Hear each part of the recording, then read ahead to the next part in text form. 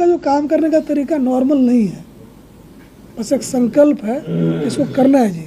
इधर से उधर से, मैंने कोई भी क्राइम होता है ना, तो फर्स्ट 1 आवर में हज़ारों फ़ोन होते हैं, हर कोई फ़ोन मिला रहा होता है, करते करते करते करते कोई न कोई मिल जाता है, फिर वहाँ से लीड चल पड़ती है। तो आप देखोगे मर्डर में ऑलमोस्ट 100 में 100 डिटेक्शन है, रेप में 100 में 100 डिटेक्शन है, जिसमें बिल्कुल ही लगता है कि साला इससे गदर ही फंड हो जाएगा, उसमें 100 में 100 डिटेक्शन है। देखोगे वायलेंस का कोई मसला हो, क्राइम अगेंस्ट वुमेन का कोई मसला हो, बहुत हाई परसेंटेज मिलेगा डिटेक्शन का।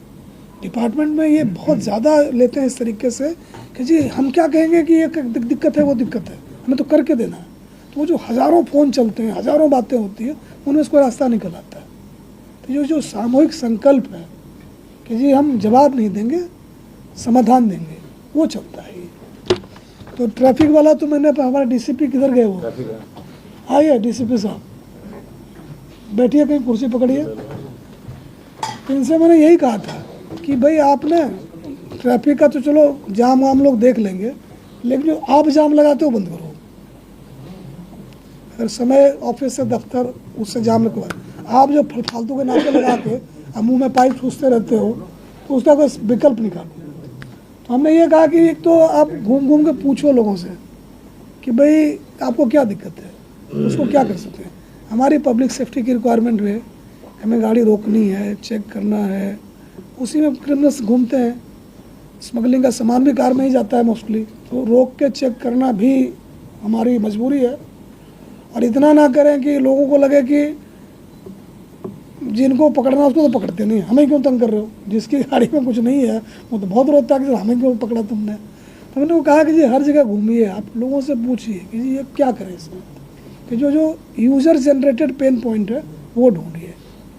तो देखो जब गाड़ी की संख्या ज़्यादा रहेगी, सड़क का साइज़ वही रहेगा, एक समय में लोग सड़क का ज़्यादा इस्तेमाल करेंगे, तो हमारे पास कोई मैजिक फार्मूला नहीं है, बट वो मैन मेड नहीं हो, एवॉइडेबल नहीं हो। तो डीसीपी साहब हमारे लग रहे हैं इस काम के ऊपर। तो 15 दिन हो गया, मुझे चल के दिखाइएगा। हमने कहा 15 दिन मुझे खुद ही चल के दिखाओ।